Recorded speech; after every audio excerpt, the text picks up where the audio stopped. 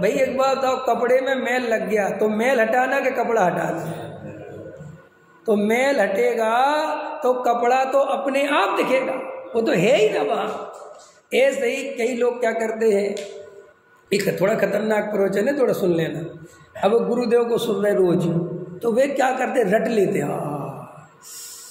गुरुदेव बताते जिस तरीके से, वो समझ लो मैं शैली तुम लोग सब जानते हो, वो स्टाइल करके देखो यहाँ गुरुदेव श्री ने देखो ये परम शुद्ध निश्चय ने कोई ऐसे समझाया, जबकि अमृतचंद आचार्य देव ने इस अर्थ में लिया था। समझ में आया? गुरुदेव ने तो कमाल निकाला, बहुत गहरा निकाला, बहुत ही बढ़िया, कॉपी में नोट कर लेंगे।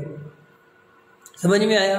देखो गुरुदेव ने क्या स्वभाव की उड़ाई है, क्या है स्वभाव में। जो देखो गुरुदेव ने पर्याय की कितनी सूक्ष्म चर्चा ली, ऐसी सूक्ष्म चर्चा आपको कहीं नहीं मिलेगी। वो ऐसी ऐसी बातों में रस लेते हैं, समझ में आया, और कॉपी पे नोट करते रहते हैं। और 1 घंटा सुन लिया तो वे सोचते हैं कि हमने बहुत गहरा तत्व समझते हैं हम। जे पंडित विद्वान तो बहुत स्थूल चर्चा करते हैं, समझ आया, बहुत स्थूल। देखो गुरुदेव जितनी सूक्ष्म चर्चा और गुरुदेव जितनी बारीकी कोई नहीं बताता। इस बात से वे बड़े अपने को बड़ा श्रोता, बड़ा पंडित विद्वान तो नहीं कह सकते, चलो क्योंकि सब पंडित विद्वान तो नहीं है, लेकिन बड़ा गहरा अभ्यासी मानते हैं। समझ लो, ये थोड़ा ये सब तो ठीक है कि हम गहरे अभ्यासी हैं। और 1 घंटा सुबह सुन लिया और 1 घंटा शाम सुन लिया, और बाकी के 22 घंटे उनकी परिणति में क्या चल रहा है उन्हें कोई होश नहीं है। खाने पीने की खूब कसाए, राजनीति की खूब कसाए, मंदिर के पद की खूब कसाए, अध्यक्ष बनने की खूब कसाए, मंदिर को अपने अनुसार चलाने की खूब कसाए, राजनीति करने की खूब कसाए, मान की बिल्कुल तृष्णा भरी पड़ी है, मान चाहिए मान चाहिए मान चाहिए। तो वो ये व्यक्ति वो ये विचार नहीं करता कि मैं ये 2 टाइम गुरुदेव को सुनता हूं तो मेरे जीवन में कुछ परिवर्तन क्यों नहीं आ रहा। ये सभी जो परंपरागत मुमुक्षु हैं उनको ये मेरी बात विचार से सुनना चाहिए और विचार करना चाहिए कि क्या कह रहे हैं।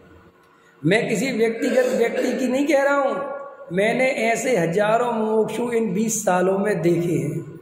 हम जब जयपुर पढ़ते थे, अभी भी हैं कई मुमुक्षु, वे मरे नहीं, अभी तो जिंदा हैं, लेकिन वे जब आते थे तो भी हमने उनको देखा, और अभी भी मिल जाते तो भी देखा।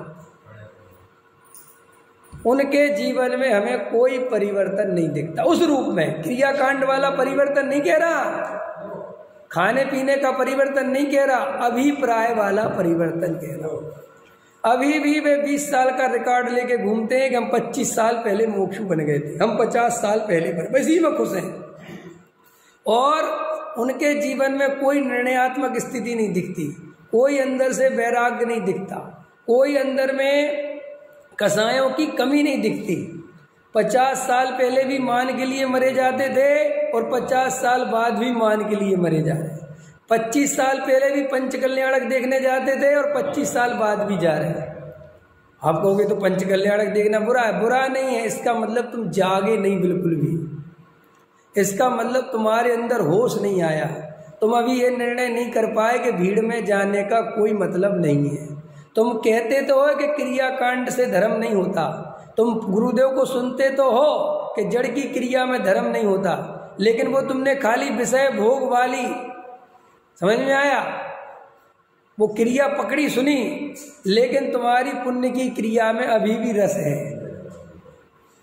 अभी भी तुम भगवान के नजदीक जाके ही दर्शन करना चाहते हो, अभी भी भगवान को उठा नहीं चाहते हो, अभी भी 70 साल के हो गए लेकिन भगवान उठाने में पीछे नहीं, मुझे उठाना है। सामने पीछे एक जवान लड़का खड़ा है, उसको नहीं उठाने दे रहे। इससे क्या पता चला कि तुमने 25 साल समय सार सुन के भी कुछ नहीं सुना। तुम 70 साल के हो गए और अपने बच्चों को परेशान कर रहे हो, तो इसका मतलब तुमने समय सार नहीं सुना।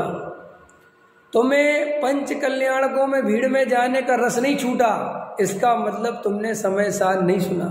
तुम्हें 70 साल की उम्र में माला पहनने का और स्टेज का राग नहीं छूटा, इसका मतलब तुमने समय सार नहीं सुना। क्योंकि आत्मार्थी तो वही है जो दिन पर दिन संसार संयोगों से विरक्त होता चले, वो ही समय सार सुनने का फायदा है। अगर हमारी विरक्ति बढ़ती नहीं, हमारी आसक्ति बढ़ती चली जाती है, अथवा हमारी आसक्ति जैसी है वैसी ही बनी रहती है, तो हमारा समय सार अंदर प्रवेश नहीं हो रहा है। ये सभी जो आत्मार्थी हैं उनको ये बात ध्यान से समझनी चाहिए।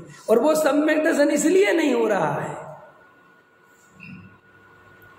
मैं ये कल परसों बैठ के यही विचार कर रहा था कि मुमुक्षुओं में ये इतनी गहरी बातें हैं, इतना बढ़िया तत्व ज्ञान है, फिर भी ये सम्यक दर्शन कम जीवों को क्यों हो रहा है? व्यवहार ही नहीं बदल रहा है, सम्यक दृष्टि दिखाई नहीं दे रहे हैं। अगर बात क्या तो पता चला कि आत्मा आत्मा की बात करना सीख गए, गलतियां करना नहीं छोड़ी।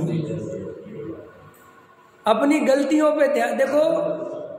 सुनो सुनो सुनो, सम्यक दर्शन गहरे स्वाध्याय सुनने से नहीं होता। सम्यक दर्शन जो स्वाध्याय सुना है उसका दिन भर चिंतन करने से होता है। सूक्ष्म चर्चा से सम्यक दर्शन का संबंध नहीं है। गहरे तत्व विचार करने पर वो भी 24 घंटे तो सम्यक दर्शन होता है। लेकिन सुबह आपने 1 घंटा गुरुदेव को सुन, और पता जो ये गुरुदेव श्री को सुनते हैं, वे कई लोग अपने को इतना बड़ा धर्मात्मा समझते हैं, वे सोचते हैं कि वे सीधा केवली भगवान को सुनते हैं, बाकी ये जो सुनाते हैं तो सब ऐसे ही है। ठीक है, अच्छी बात है। तो तुम्हारा फिर जीवन भी तो वैसा दिखना चाहिए, फिर तुम्हारे जीवन में वैसा उस लेवल का परिवर्तन तो आना चाहिए। लेकिन हम देखते हैं मंचमाला माई के लिए तो तुम भी मरे जाते हो। देखो मैं तो खुल के कह रहा हूं, अगर मेरा कोई श्रोता मंचमाला माई के लिए मरा जा रहा है तो वो मेरा श्रोता ही नहीं है। भले ही मेरे प्रवचन सुनता हो, कहीं भी बैठा हो, लेकिन अगर वो मंचमाला माई का दीवाना है, भीड़ का दीवाना है, तो फिर वो मेरा दीवाना नहीं है। मेरा दीवाना तो वही है जो ये मंचमाला माइक का दीवानापन छोड़ दे। अब हमें चाहिए, हमें एक आत्मा ही चाहिए। विवेक का दीवाना आत्मा का दीवाना होना चाहिए। संसार का दीवाना विवेक का दीवाना नहीं हो सकता। विवेक माने भेद ज्ञान।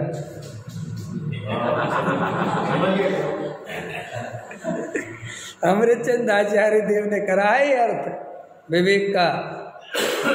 अमृतचंद आचार्य देव ने अपनी आत्मख्याति टीका में विवेक शब्द का उपयोग भरपूर किया है। समझ में आया? ये हम अगर इतना स्वाध्याय सुनने के बाद हमारी ये मंचमाला माइक में हम पागल भय जा रहे, तो हमारा क्या तत्व सुनने का फायदा है? और तुम कहते कि चारित्र मोह का दोष है। काय का चारित्र मोह का दोष है? केवल दर्शन मोह का दोष है। अगर हम भीड़ में, हमें पता है कि भीड़ में कुछ नहीं रखा, वहां क्या करना हो? तुम भीड़ में जा रहे धक्का मुक्की करने के लिए, तो तुम्हें क्या समझ में आया? और फिर एक उम्र होती है धक्का मुक्की करने की। बुढ़ापे में धक्के खा रहे हो, वहां रोटी की लाइन में लग रहे हो और समय सार सुन रहे हो। काय को सुन रहे हो? आया समझ में कि नहीं समझ? पकड़ में आ रहा कि नहीं आ रहा? भैया ये इसलिए सम्यक दर्शन नहीं हो रहा क्योंकि हम अपनी गलतियां नहीं पकड़ रहे, और हम आत्मा की गहरी गहरी बात पकड़ लेते हैं और पर्याय बुद्धि छूटती नहीं। तो वो आत्मा की गहरी चर्चाएं रह जाती हैं छह उपसम में। सुनो ध्यान से, वो आत्मा की गहरी चर्चाएं रोज सुनने से काय में रह जाती हैं? छह उपसम में। और मिथ्यात्व रह जाता है अभिप्राय में।